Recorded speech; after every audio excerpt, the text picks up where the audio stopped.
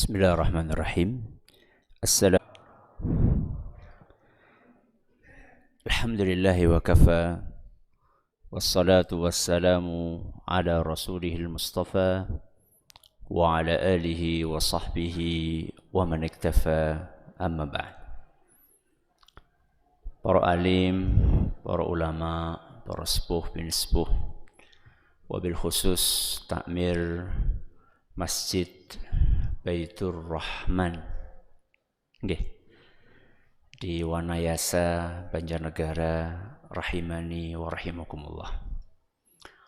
Merupakan bertemu dengan jenengan semua setelah sempat direncanakan 3 tahun yang lalu dan sudah deal jadwalnya, tapi ternyata Allah menghendaki hal yang berbeda. Kata orang Arab, anta turid wa ana urid wallahu yaf'alu ma yurid. Anda punya keinginan, saya punya keinginan, tapi Allah subhanahu wa ta'ala akan menetapkan sesuatu sesuai dengan keinginannya, bukan keinginan saya, bukan keinginan jenengan. Sehingga diterimalah dengan hati yang lapang. Ya. Al khairu fi makhtarahullahu lak. Pilihan yang terbaik adalah pilihan Allah. Nek kula kali jenengan milih niku mungkin keliru napa mboten? Mungkin napa mboten? Sering napa mboten? Nandur kentang jebule gagal. Jere rega kobis lagi apa? Arep munda barang panen anjlok. Niku pilihane menungsa. Kalau Allah subhanahu wa ta'ala pasti pilihannya terbaik. Kenapa pilihan Allah itu terbaik? Jadi ngambleng. Allah maha baik, bagus. Ada lagi? Maha mengetahui. Kalau kulo lan panjenengan nopo? Mengetahui sesuatu yang sedikit. Makanya ketika Allah Azza wa Jalla menyampaikan asa an tuhibbu syai'an wa huwa syarrul lakum wa asa an takrahu syai'an wa huwa khairul lakum. Setelah Allah menyampaikan bisa jadi kalian menyukai sesuatu padahal itu enggak baik buat kalian, atau sebaliknya bisa jadi kalian membenci sesuatu padahal itu baik untuk kalian. Setelah Allah menyampaikan itu, Allah tutup firman-Nya, wallahu ya'lamu wa antum la ta'lamun. Allah mengetahui sedangkan kalian, sinten kalian? Kulo kali panjenengan la ya'lamun. Tidak tahu. Wa antum la ta'lamun. Kita semuanya tidak tahu. Jangankan apa yang akan terjadi besok. Lawong yang akan terjadi nanti. Kita enggak tahu. Jadi apa tahu? Pergi sandal leher pilang. Udah lagi entong kan? Tahu atau tidak? Tidak tahu. Ya. Jadi Allah memilihkan untuk kita itu yang terbaik. Sehingga kalau misalnya suatu saat panennya lagi Masya Allah, ya, pinten wo kobis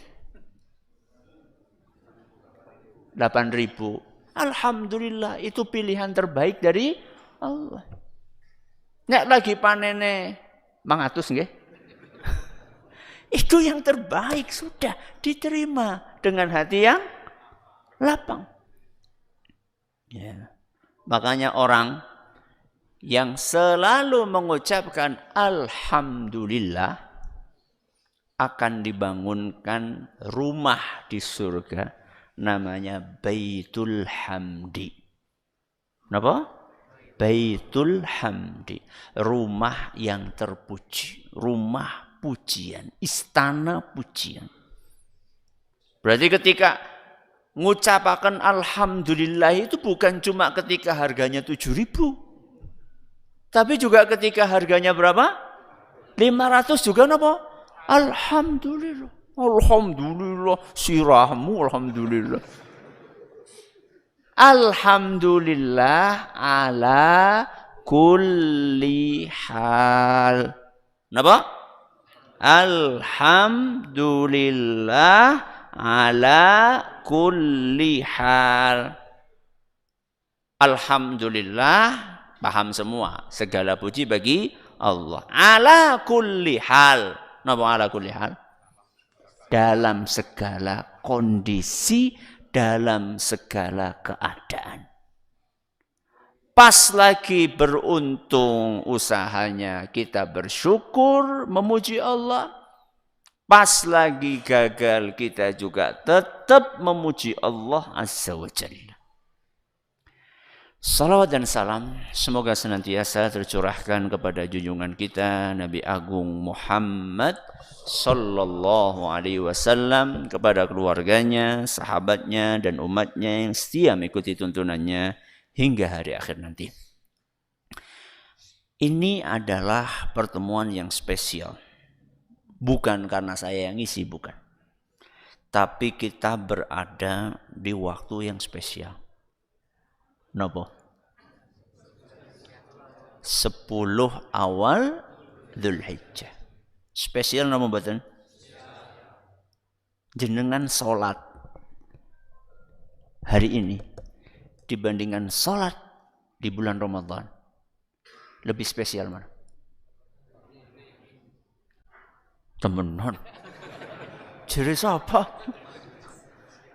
Lebih spesial hari ini atau di bulan Ramadan? Hari ini. Hari ini. Syekh Ibnu Utsaimin rahimahullah menjelaskan bahwa banyak orang mengabaikan hari-hari yang istimewa karena napa? Kekurang tahuan. Nek Ramadan semua orang tahu. Mulane Ramadan rame. Teng mriki Dzulhijjah masjidnya rame napa mboten? Masya Allah. Kados Ramadan? Wah, alhamdulillah. Kita temenan apa ora ki? Alhamdulillah. Ya semuanya kaya pengajian. Kenapa momennya istimewa? Karena kita di waktu yang istimewa.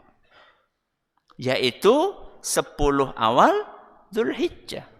Tidak ada amalan yang lebih dicintai oleh Allah dibandingkan amalan yang dikerjakan di 10 awal bulan Dzulhijjah.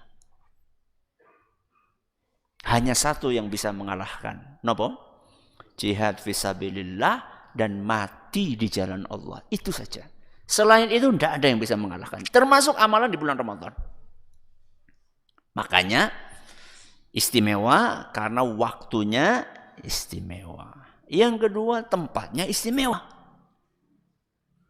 Apa istimewanya tempat ini? Napa istimewanya? Rumahnya Allah Azza wa Jalla. Tempatnya istimewa. Acaranya istimewa. Napa acaranya? Ngaji. Ngaji panutan. Napa? Panutan.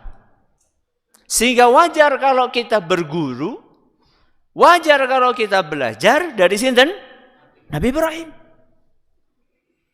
Dan Nabi Ibrahim itu adalah Abul Anbiya. Napa Abul Anbiya? bapake para nabi.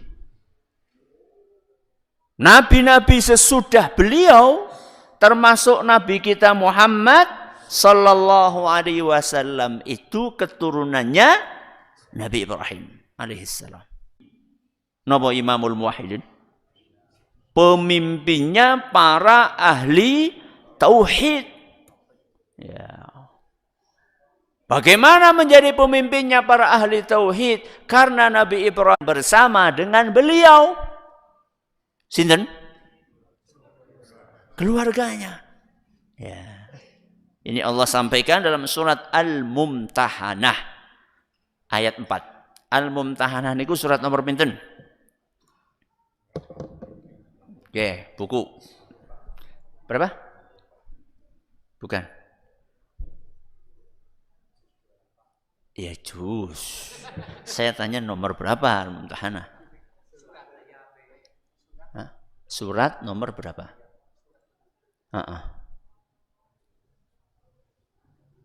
Pinten? Berapa? Oh, ndelung ya. Ya wis ora apa-apa lah. Anak usahane. Surat nomor berapa? 60 ki bukune akeh ki kudu entong ki. Ya. Surat apa mau? Al-Mumtahanah. Ayat pinten? Ayat 4. Ya. Jadi kita disuruh berguru dari Nabi Ibrahim.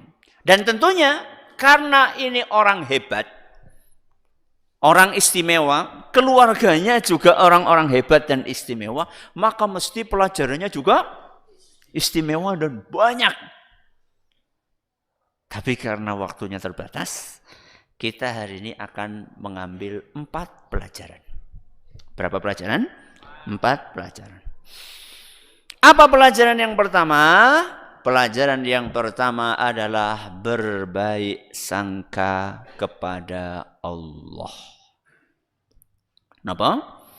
Berbaik sangka kepada Allah. Husnudzon. Kepada sinten? Allah. Jadi selama ini kalau kita ngomong husnudzon itu kesannya husnudzon kepada sesama manusia. Lah, kalau kepada manusia saja kita itu disuruh napa? Husnudzon, apalagi kepada Allah. Manusia, kula dan jenengan punya potensi melakukan kejahatan? Punya napa mboten? Punya. Lah wong sama orang yang punya potensi melakukan kejahatan baik kon husnudzon, apalagi kepada Allah. Allah ada enggak potensi melakukan kejahatan? Enggak ada. Allah itu maha baik. Allah itu Ar-Rahman, Allah itu Ar-Rahim, Allah itu Al-Latif. Tidak mungkin Allah itu berbuat jahat kepada kita. Kok bisa-bisanya ada manusia tidak berhusnudzon kepada Allah? Tapi dari mana kita bisa mengambil pelajaran husnudzon kepada Allah? Dari kehidupannya Nabi Ibrahim. Ceritanya, ya, jangan senang cerita kan? Ya, ceritanya. Suatu hari Nabi Ibrahim bangun dari tidur. Bangun dari tidur. Enggak ada angin, enggak ada hujan. Ujuk-ujuk langsung nyuruh sinten? Istrinya. Siapa? Hajar. Untuk membawa anaknya. Siapa? Ismail. Yang masih bayi, masih nyusu. Langsung nyuruh. Kemudian enggak banyak bicara, naik ke tunggangannya, kemudian berangkat. Jalan, terus jalan. Lewat lembah, lewat gunung, lewat padang pasir. Panjang perjalanan 3 manusia tersebut. Sampai akhirnya mereka tiba di sebuah lembah. Tidak ada tanaman, tidak ada buah-buahan, tidak ada air. Terus ujuk-ujuk disuruh turun, sinten? Hajar disuruh turun sama anaknya, dikasih bekal sama siapa? Nabi Ibrahim, makanan, minuman. hanya cukup untuk 2 hari. Pinten? 2 hari. Oke Bu, rungokaken nggih. Ya, Bu. Ngantuk ora nggih? Ya, alhamdulillah. Tinggal 2 hari. Ngesuk aja praktek kayak gue. Ya. Kemudian setelah itu Nabi Ibrahim balik badan. Terus pergi. Nggak ngomong apa-apa. Kenapa? Nggak ngomong apa-apa. Maka Hajar kaget. Terus ngomong sama Ibrahim. Sama suaminya. Wahai Ibrahim, suamiku, kamu tinggalkan kami di sini berdua. Gak ada makanan, gak ada minuman. Kecuali hanya bekal sedikit ini. Jangankan jawab. Nengok aja enggak. Sinten? Nabi Ibrahim. Jangankan jawab, nengok saja tidak. Dipanggil lagi sama sinten? Sama istrinya. Ibrahim, kamu tinggal kami di sini. Kami sama siapa nanti? Tetap diam. Nabi Ibrahim gak jawab. Sampai akhirnya Hajar, ini kan wanita salihah. Wanita salihah. Tinggal di rumah Nabi, mulai memahami situasi. Ini mesti suaminya pergi karena ada perintah. Dan perintahnya tidak mungkin bisa ditolak. Perintah dari sinten? Dari Allah Azza wa Jalla. Apa kata Nabi Ibrahim? Benar. Udah itu aja. Benar. Itu satu-satunya ucapan yang disampaikan oleh Nabi Ibrahim kepada siapa? Hajar. Itu saja. Benar. Begitu mendapatkan jawaban benar dari sinten? Nabi Ibrahim, langsung wanita yang salihah ini berkata, "Idzan la yudayyi'una Allah." Ini adalah kalimat yang sangat bertenaga yang muncul dari hati wanita salihah. Idzan la yudayyi'una Allah, artinya kalau demikian maka mustahil Allah akan menelantarkan kami. Dahsyatnya nih kalimat ini.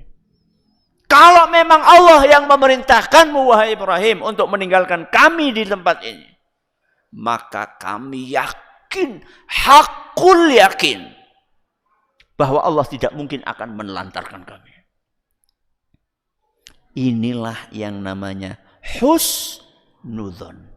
Siapa yang husnudzon? Hajar atau Nabi Ibrahim? Berarti Nabi Ibrahim enggak husnudzon. Ya dua-duanya lah. Oh Nabi Ibrahim tega ninggalkan. Apa jenengan tega? Kan enggak kan? Nabi Ibrahim bisa tega meninggalkan istrinya di mana? Di tempat yang tandus. Kalau enggak karena yakin dengan Allah Azza wa Jalla, enggak mungkin. Ya. Hajar juga demikian. Kalau enggak karena yakin berprasangka baik kepada Allah Azza wa Jalla, tidak mungkin Hajar mau ditinggal begitu saja di tempat yang enggak ada manusia, enggak ada makanan, enggak ada minuman. Banyak orang stres, banyak orang frustasi di zaman ini. Bukan karena sedikitnya nikmat Allah yang diberikan, tapi karena mereka memiliki prasangka buruk kepada sinten? Kepada Allah. Lho engko nek anake akeh sik kepriwe gone biayane mangan apa? Ya mangan sego. Lho engko nek bojo sik kepriwe gone ngempani? Ya gone diempani. Banyak orang di zaman ini hidupnya nggak nyaman karena kurang berprasangka baik kepada Allah. Lah engko anakku tek lebokaken pondok. Lah engko nang pondok sini ketemu karo kanca sing ora bener kepriwe? Lho apa nang omah kancane bener kabeh? Ya. Banyak orang itu susah untuk melangkah kebaikan Karena dia tidak punya husnudzan kepada Allah. Lah nas lagi di sana sakit gimana? Nanti kalau di pondok terus ketemu sama teman yang bully gimana? Nanti yang dipikirkan adalah sesuatu yang buruk-buruk, yang negatif-negatif. Kenapa kita tidak berpikir yang positif?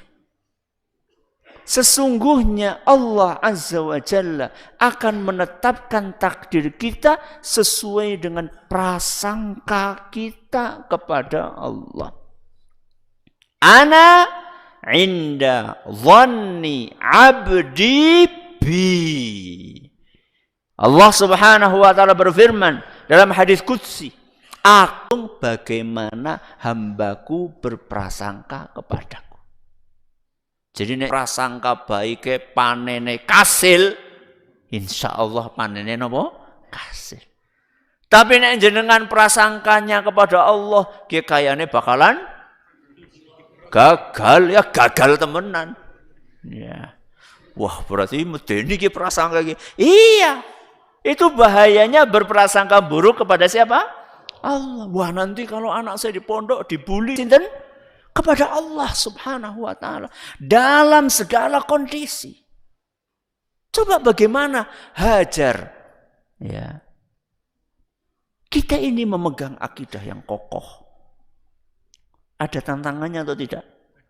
Ada tantangan. Yang berprasangka baik kepada Allah, sedangkan dia konsisten memegang ajaran Allah dengan kokoh, maka dia akan dijaga oleh Allah Azza wa Jalla. Contohnya Nabi sinten?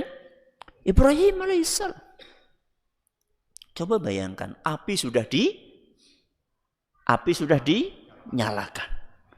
Dan apinya gede. Saking gedenya, bala tentaranya Raja sinten wau? Namrud bingung gimana caranya nopo? Melemparkan Nabi Ibrahim. Lho nek merek ya melu kobong mbok. Mendekat ya ikut kebakar. Akhirnya mereka menyiasati bikin apa? Bikin ketapel raksasa. Dari jarak sekian, mungkin puluh atau ratus meter. Sehingga mereka bisa melemparkan Nabi Ibrahim dari jauh dan mereka nggak kebakar. Coba bagaimana Nabi Ibrahim tetap optimis dalam kondisi seperti itu. Bahkan dalam beberapa riwayat, bismillah, disebutkan bahwa malaikat Jibril itu datang.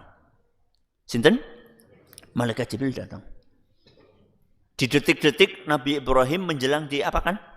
Dilemparkan. Apa pertanyaan malaikat Jibril?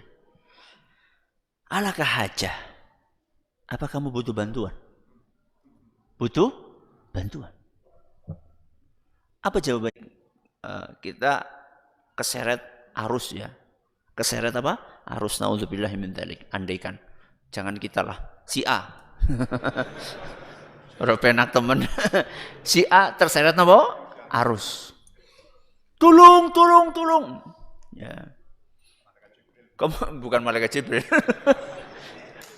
Ada orang lewat di situ. Mas, butuh bantuan? Pripun jawabnya?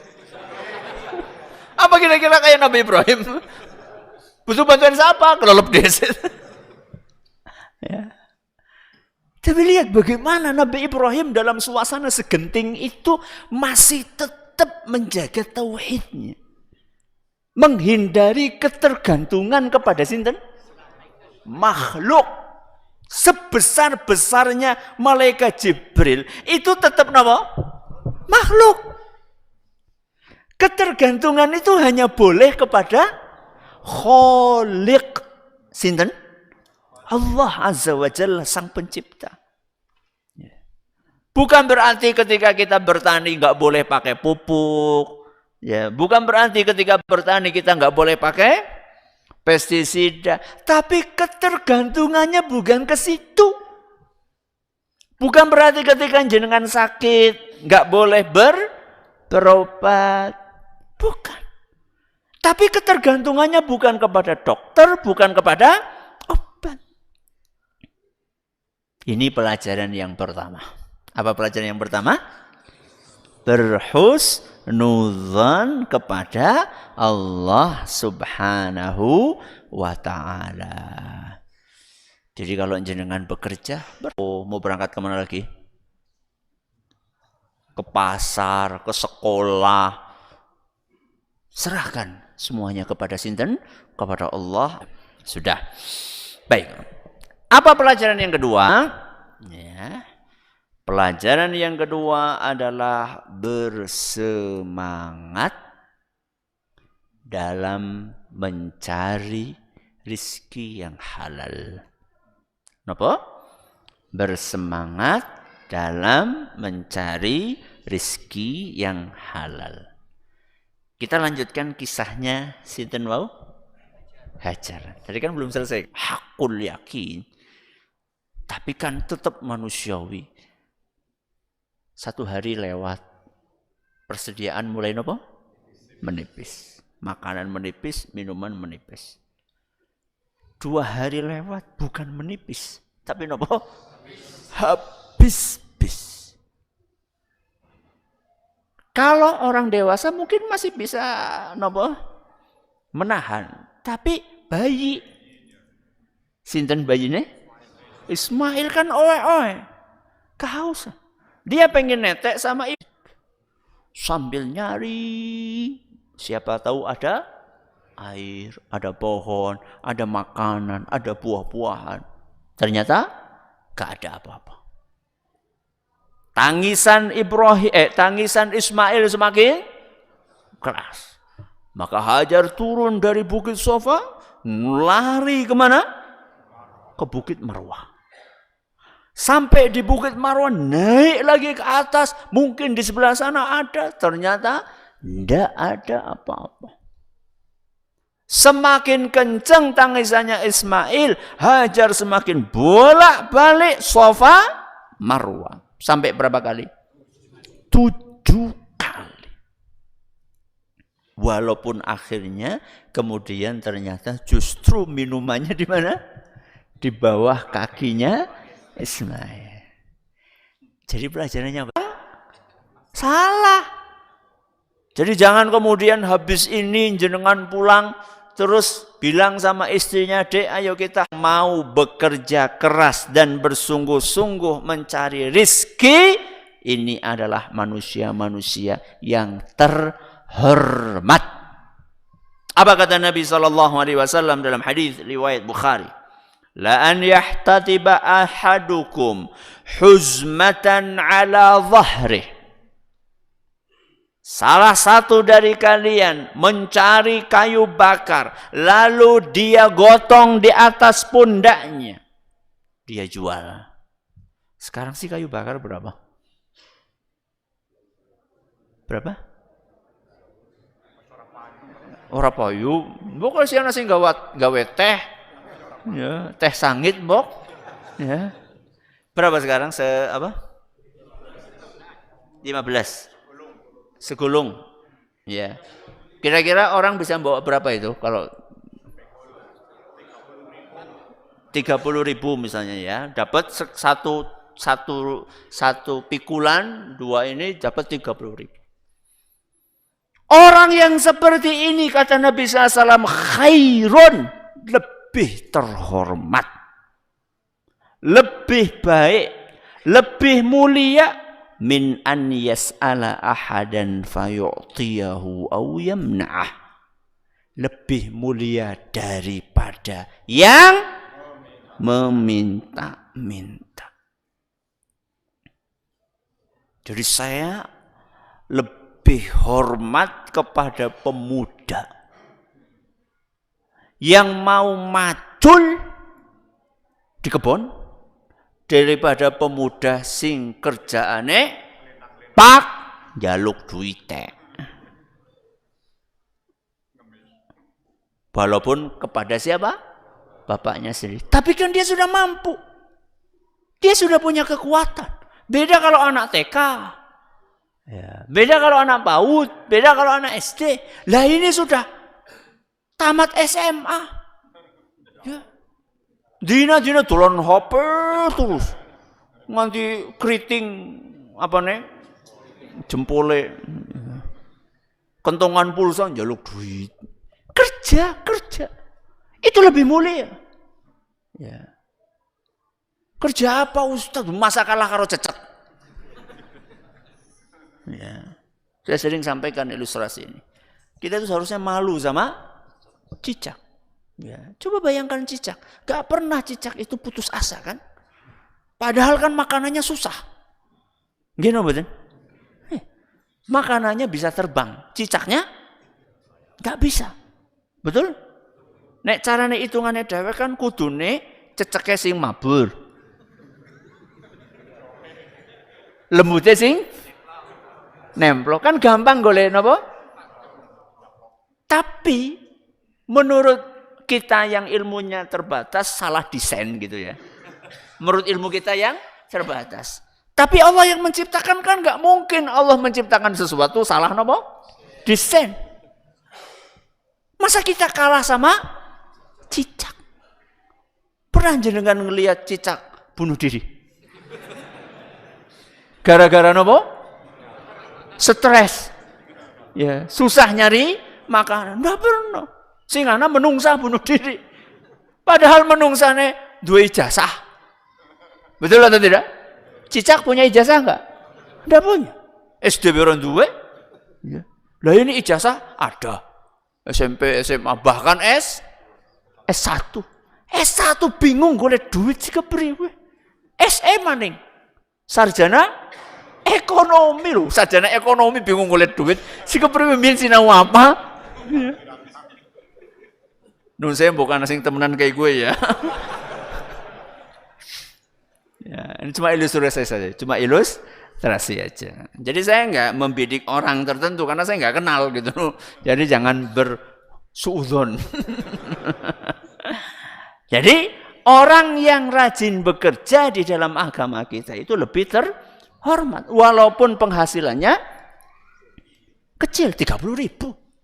Ya nyari apa namanya? Kayu bakar seharian. Kemudian dibawa turun ke pasar. Dapat duit berapa? 30.000. Buat sebagian orang, wah mendingan minta di mana? Di jalan. Penghasilannya lumayan. Jadi jangan pikir orang yang ngemis di jalan itu penghasilannya sedikit. Banyak mereka penghasilannya. Ya. Jadi sekali ada apa namanya lampu merah itu, ada mobil-mobil, ada motor-motor itu sekali dia mengacungkan kalengnya itu dapat berapa? Ping. Ya, ada berapa perempatan itu, pindah dari sini ke sana, mutur terus gue. Ya, lebih dari 30.000 penghasilannya. Akan tetapi lebih mulia di sisi Allah manusia yang mau bekerja dan makan dari hasil keringat sendiri. Dan lebih berkah. Lebih nopo? Berkah. Makanya para nabi semuanya penggembala kambing. Ma min nabiyyin illa wara'al ghanam. Seluruh nabi pernah menggembala kambing. Bahkan nabi yang paling mulia, sinten? Rasulullah SAW pernah jadi penggembala kambing. Ya. Selain untuk menjaga harga dirinya, karena punya nopo? Penghasilan, juga untuk melatih, merawat umat. Jadi kambing itu ya nggak gampang ya. Melayu ngana, melayu ngene, kan kayak menungsa kan kayak gue kan. Diomongin melayu ngana, melayu ngene gitu. Butuh napa? Butuh kesabaran ya. Sebagai prolog ya, sebagai napa? Prolog sebelum merawat manusia. Tapi ya, walaupun kita ini disuruh sungguh-sungguh di dalam mencari rezeki, tetap ada batasannya. Apa itu Ustadz batasannya? Ya yang jelas pertama yang nggak boleh pekerjaan yang haram, itu jelas. Ya. Kalaupun halal, ya, kalaupun halal pekerjaannya tidak boleh sampai mengabaikan tugas beribadah kepada Allah. Jadi bukan kok kemudian nek halal gue wis mesti rampung urusannya, mboten. Ya, ada sebagian orang Masya Allah halal, jualan halal. Jualan sembako halal apa mboten? Halal. Jualan sembako halal, akan tetapi ketika waktunya sholat kok enggak sholat. Itu jadinya bermasalah penghasilannya. Walaupun aslinya jualannya apa? Halal. Ya. Yo ada aja godaannya. Udah jualan dari pagi ya. Udah jualan dari pagi. Tahu-tahu begitu azan langsung tekawong 5. Padahal dari pagi nggak ada yang datang. Itu kan ujian itu. Aduh, wong 5 ke. Ya. Pripun ke? Ya. Badai ditutup mawon, ya. Berangkat ke masjid atau jenengan lah ora apa-apa lah, telat-telat sedih lah. Kayaknya komate suwe kowe. Sing imam sapa sih opak anu ke suratane dawa kae. Ya. Ya siapa tahu bisa dapat sekian. Ternyata pembeli pertama matesin apa, Pak? Ciduk. Matesin apa? Ciduk. Astagfirullah, nembe entong ciduke. Ya, akhirnya enggak jadi. Pembeli kedua. Matesin apa, Bu? Madosi jengkol. Mboten sadean jengkol, enggak jadi. Pembeli yang ketiga, madosi nopo? Uyah. Oh, wonten. Pinten, Bu? Ya, ternyata cuma sedikit banget. Akhirnya dapat duit sedikit banget. Yang ketiga, yang keempat, yang kelima, akhirnya malah enggak dapat apa-apa. Sholat jamaahnya telat, duitnya cuma dapat sedikit. Ya. Makanya walaupun pekerjaan yang kita lakukan itu halal, bukan berarti urusan sudah selesai. Karena masih ada godaan-godaan yang lainnya. Godaan-godaan yang lainnya itu adalah apakah pekerjaan ini sampai membuat kita terlena sehingga kita menunda atau bahkan meninggalkan ibadah yang pokok seperti sholat 5 waktu atau tidak. Ini yang harus diperhatikan. Coba kita ulangi apa yang pertama tadi pelajarannya? Husnuzon kepada Allah. Yang kedua? Bersemangat mencari rezeki yang halal. Pelajaran yang ketiga, berkorban untuk Allah. Kenapa? Berkorban untuk Allah. Singkat cerita, ya, Nabi Ibrahim tambah besar. Nabi Ismail tambah besar. Ya. Dan saat itu Nabi Ibrahim sudah pulang, sudah ketemu sama anaknya dan senang melihat anaknya yang gagah, sehat, kuat. Ya, sudah bisa bekerja. Allah ceritakan dalam Al-Qur'an surat As-Saffat ayat 102. Surat nomor pinten niku? As-Saffat 37. Alhamdulillah. Monggo silakan. Ini Mas, tolong di estafetkan ya.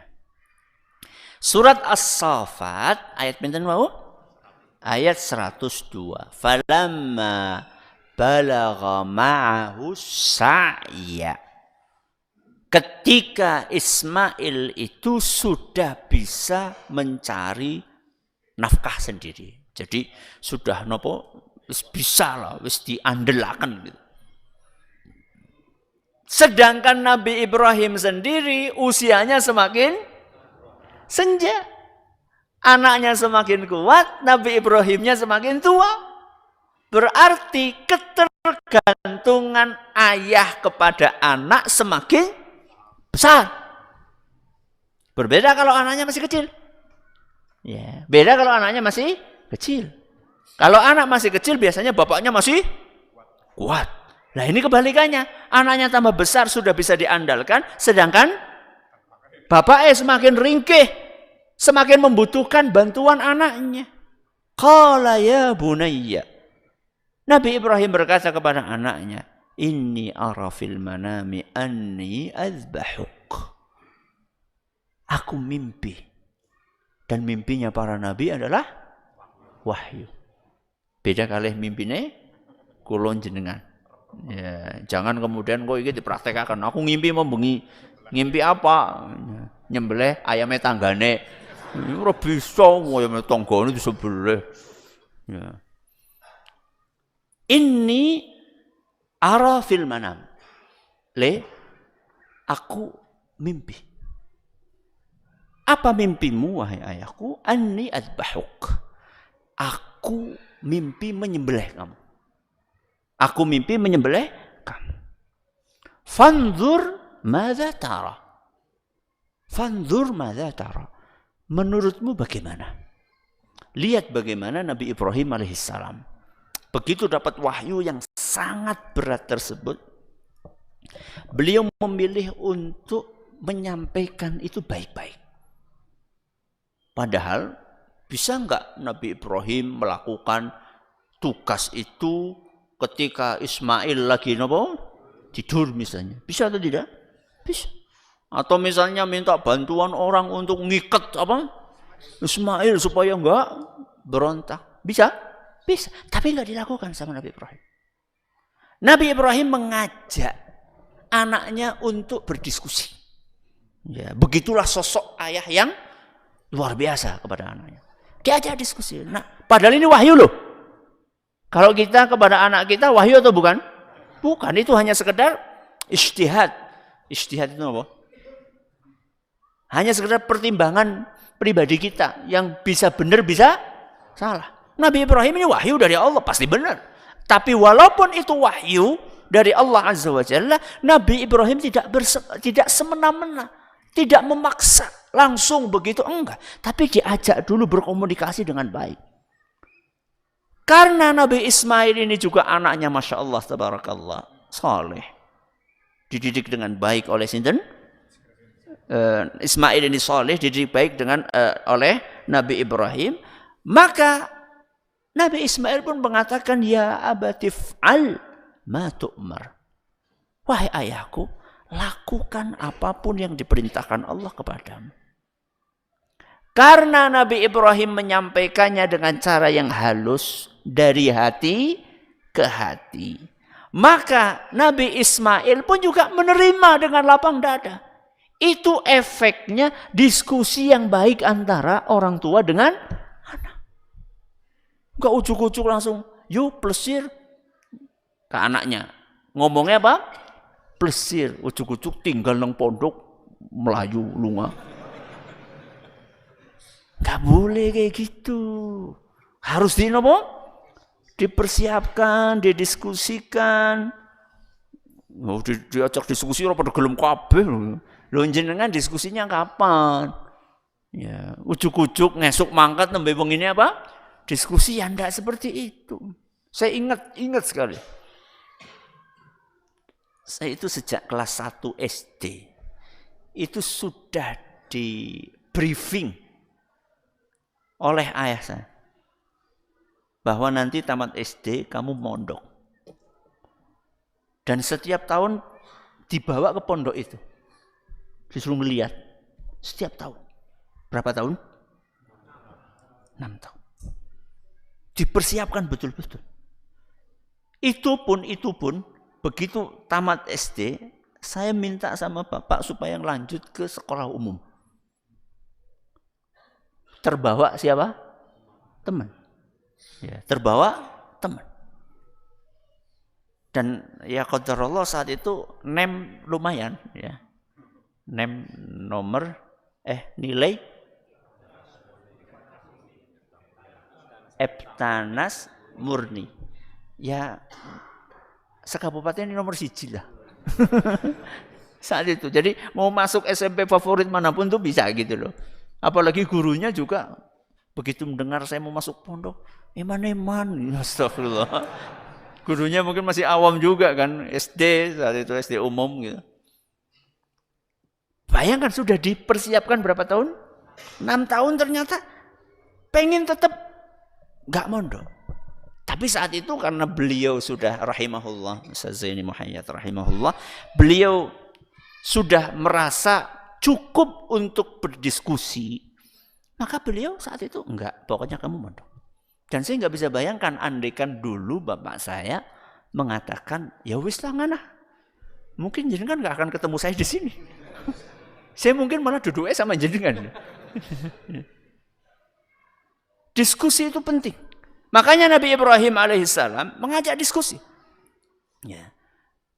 Maka begitu anaknya mengatakan iya, dan kemudian Ismail mengatakan satajiduni insyaallahu minas sabirin.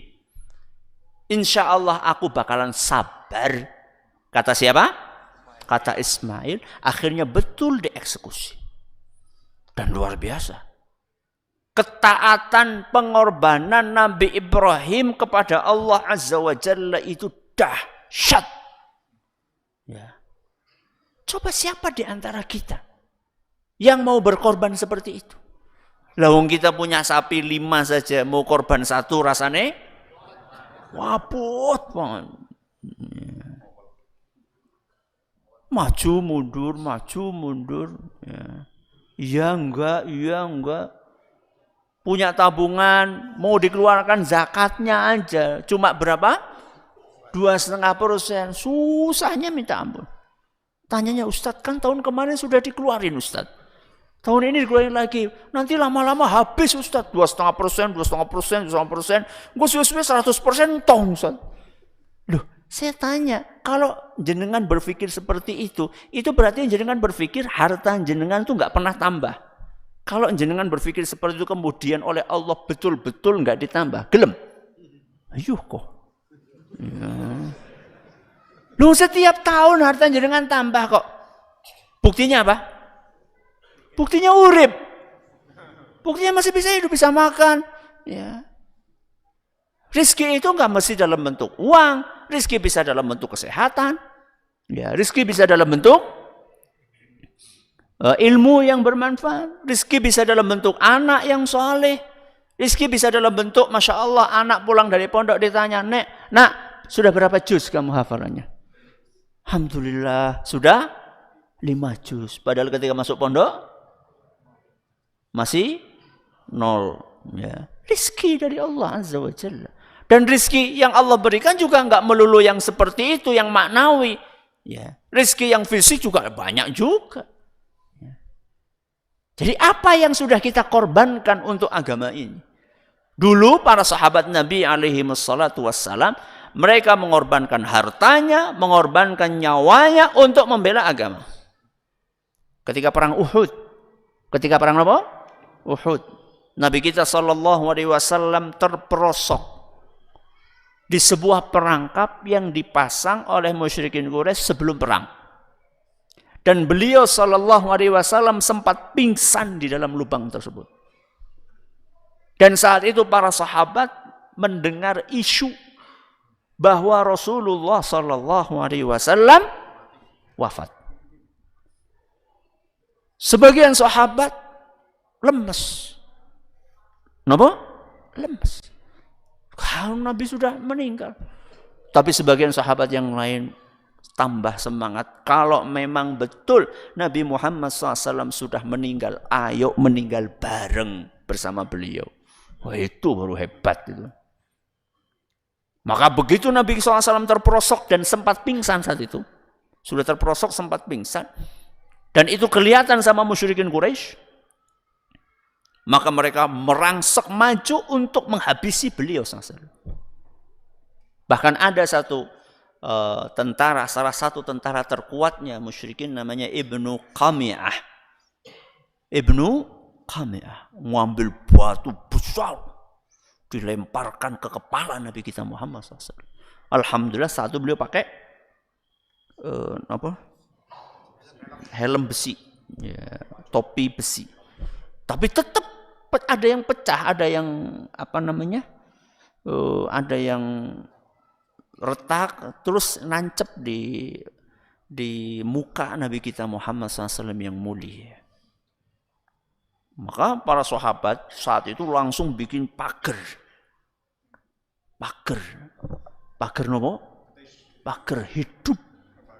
Mereka jadikan punggungnya itu untuk melindungi Nabi SAW. Rapet pagarnya. Padahal di belakangnya apa? Panah, tombak, pedang. Nancep di sini semua. Bahkan salah seorang sahabat kalau nggak salah namanya Abu Dujanah kalau nggak salah. Itu sampai punggungnya itu kayak landak. Saking nopo nih? Saking banyaknya yang nancep. Dan mereka tidak mengeluh. Aduh.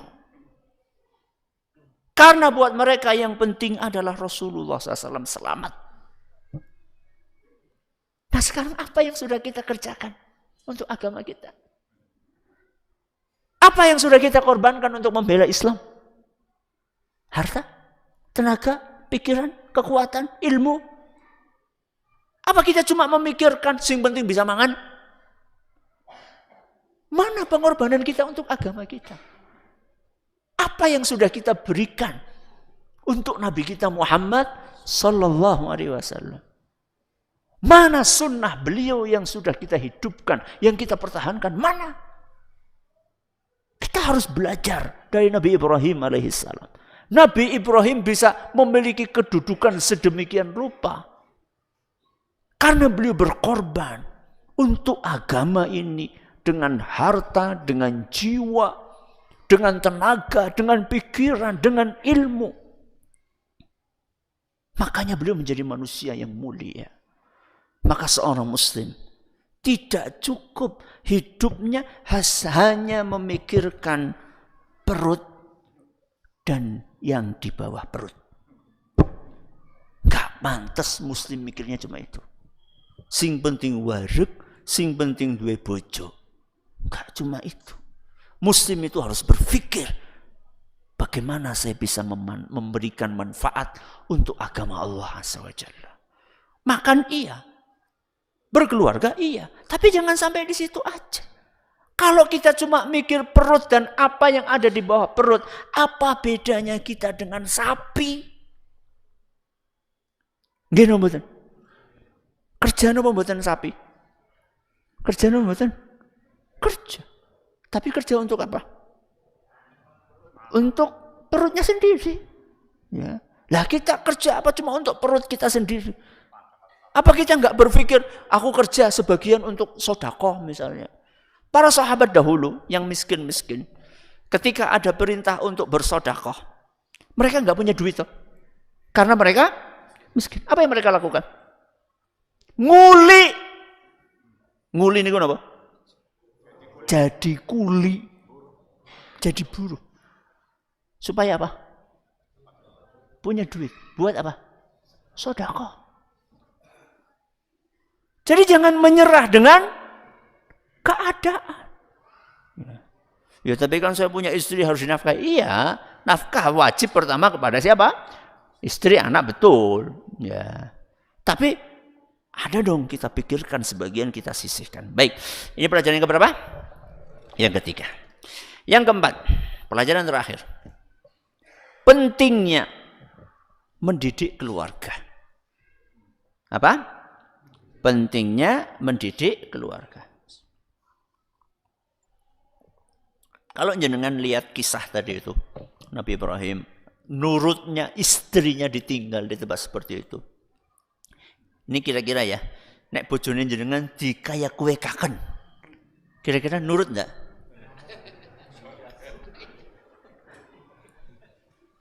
Pernah nggak istrinya jenengan ngeluh karena dikasih nafkah tidak seperti biasanya nominalnya? Pernah? Oh, buke, sering jadi kayak buke. Priwe kayak wis ngaji ke kuwe. Ya. Anaknya jenengan, kira-kira kalau disuruh, ya nggak mungkin disembelih ya. Saya disuruh untuk sana belanja beli uyah atau beli beras di warung, langsung tumandang atau kadang-kadang susah. Kenapa Nabi Ismail begitu patuhnya? Kenapa Hajar begitu patuhnya kepada suami. Ini nggak bisa dilihat secara instan. Ini adalah hasil dari proses yang panjang. Ini yang harus kita pahami. Jadi Nabi Ismail itu nggak ujuk-ujuk seperti itu. Hajar menjadi istri yang begitu soleha penurut itu nggak ujuk-ujuk seperti itu. Tapi setelah melalui proses pendidikan, pengajaran, pembimbingan dari sinten? Nabi Ibrahim alaihissalam. Dan Nabi Ibrahim sendiri dibimbing oleh Allah Azza wa Jalla. Makanya pelajaran yang terakhir, yang keempat, pentingnya mendidik apa? Keluarga. Nabi Ismail bisa sedemikian tegarnya untuk memberikan jawaban, ya abati fa'al ma tu'mar. Wahai ayahku, lakukan apapun yang diperintahkan. Bisa setegar itu memberi jawaban. Karena Nabi Ismail juga melihat ayahnya tegar. Kalau jenengan pengen putra putri ini jenengan tegar, ya jenengan itu tegar. Jenengan pengen bocahnya mangkat mau masjid, rajin. Lah wong jenengan sabendina dolanan darah terus. Sampai ke sini dolanan darah ke. Nek ora darah dolanan apa? Perkututnya. Mangsane sholat mancing boy. Tapi hobi, iya hobi itu kan mangsane sholat ya sholat. Keteladanan dari orang tuh. Jenengan melihat HP mengganggu pendidikan putra-putri jenengan atau tidak? Sangat mengganggu. Betul? Jenengan dolanan HP pur. Pada boy. Sama aja. Wong jenengan pengen anak tidak ketergantungan HP. Lah wong jenengan sendiri ketergantungan HP. Mendidik anak itu sama dengan mendidik orang tua. Itu pengajian yang pernah saya sampaikan. Apa? Mendidik anak sama dengan mendidik orang tua. Ya kalau misalnya orang tuanya sendiri kecanduan HP, ditanya sama anaknya, jawab orang genah malah peringas-peringis, ndeleng napa? Maca status orang. Anaknya sampai enggak terurus. Ya sama, suami istri juga demikian. Dina. Yang diikuti berita grup WA. Grup WA saja bisa sampai 11, bisa sampai 12 grup. Macam-macam grup RT, grup RW, grup apa maning. Alumni SMA, alumni SMP, alumni SD, alumni PAUD. Ya. Astagfirullah, grup wakeh banget. Astagfirullah. Ya paling yang dibaca gitu-gitu aja. Ya mendingan daripada jenengan ngobrol sama teman di grup, mendingan jenengan ngobrol sama siapa? Anak sama istri. Ya. Anak itu butuh perhatian. Pak, ajarin garap PR. Sana sama ibu. Bu, ajarin garap PR. Sana sama bapak. Kayak bel. Betul? Tendang sana, tendang sini. Lah wong kita pengen anak kita soleh, kitanya nggak soleh. Itu nggak bisa. Kesolehan orang tua itu modal utama mendidik anak. Kalau kita pengen anak kita soleh, kita awali dari diri kita. Menjadi bapak yang soleh, menjadi ibu yang solihah. Seperti itu. Jadi Nabi Ibrahim bisa sesukses itu, punya anak seperti Ismail, punya anak seperti Ishak, punya istri seperti Hajar, punya istri seperti Sarah. Itu karena Nabi Ibrahimnya juga pribadi yang pantas dijadikan panutan. Ya. Makanya Allah ketika setelah menyampaikan Inna Ibrahim kana ummatan, terus apa? Qonitan lillah. qonitan lillah niku ngibadahi sregep banget. Jadi kalau kita pengen anak kita rajin baca Al-Quran, ya kitanya juga rajin baca Al-Quran. Kita nuntut anak kita supaya nak ayo hafalannya ditambah. Lah wong tuane juga ora nambah hafalan kawit miyen kul terus suratannya. Bayangkan kawit TK nganti tua suratane ora luwih kul. Apa jenengan ora kepengin, gak kepengin nambah suratan yang lain selain trio kul, ya? Apa jenengan gak pengen nambah suratan yang lain? Amma yatasaalun, surat napa? An-Naba, ya, atau An-Nazi'at. Kita nuntut anak kita nambah hafalan, sedangkan kita sendiri gak pernah nambah hafalan. Gak bisa seperti itu mendidik anak. Ya. Maka pelajaran yang terakhir, napa bau? Pentingnya mendidik keluarga. Ayo kita ulangi. Siapa yang bisa ngulangi? Enggak ngeliat. Ya, coba. 1.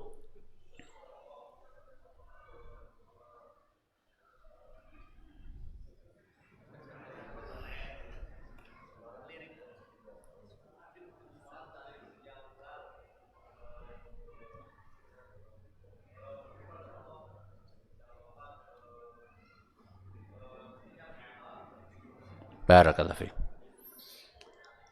Monggo.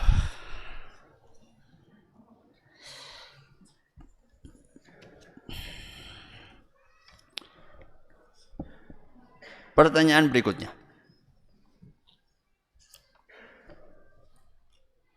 Siapa yang bisa menyebutkan ayat Al-Mumtahanah tadi? Ya, berdiri.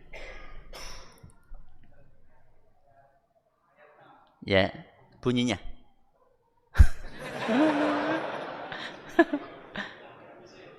Siapa yang bisa? Bunyinya. Bunyi ayatnya.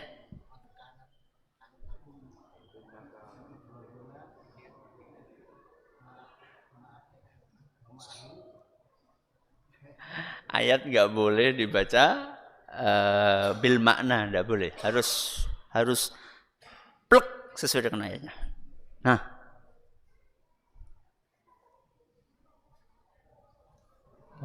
ya coba mau nyoba berdiri.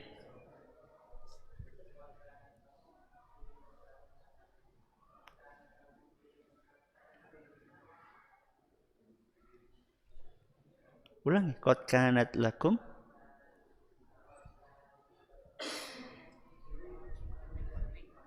Bagus. Silakan. Monggo. Ini 1 jilid kan? Ya. Monggo. Pertanyaan berikutnya. Pertanyaan harus susah. Bukunya yang gede.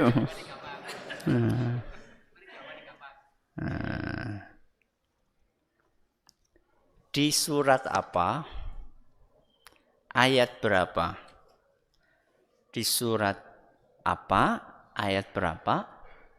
Allah menceritakan diskusi Nabi Ibrahim dan Nabi Ismail ketika akan menyembelih. As-Saffat 102. Masya Allah. Bagus. Silakan. Pertanyaan berikutnya.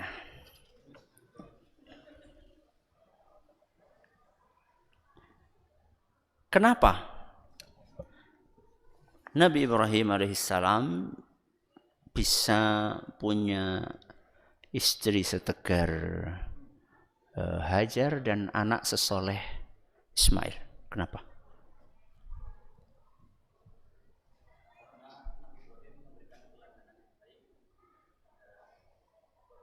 Masya Allah, Masya Allah. Silahkan. Tinggal 1 pertanyaan. Oh iya, tadi sesepuhnya. Sesepuh. Wah, ini buat Mbah Haja nih. Buat sesepuh. Hah?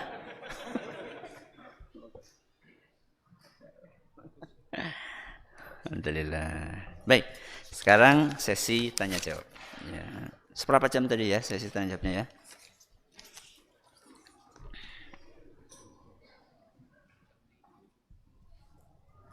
Ada yang lain?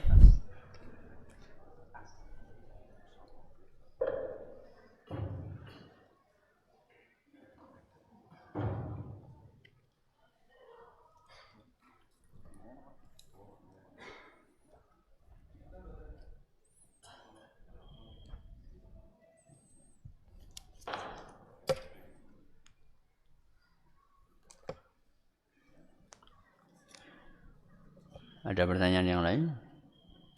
Enggak, setiap pertanyaan saya baca. Ada pertanyaan yang lain?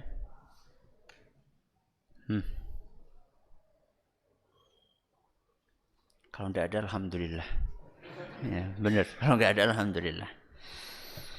Baik, mudah-mudahan Allah jadikan pertemuan kita ini adalah pertemuan yang diberkahi oleh Allah Azza wa Jalla. Terima kasih atas perhatiannya. Mohon maaf atas segala kekurangannya. Kita akhiri dengan doa kafaratul majlis. Subhanakallahumma wa bihamdika asyhadu an la ilaha illa anta astaghfiruka wa atubu ilaik. Assalamualaikum warahmatullahi wabarakatuh.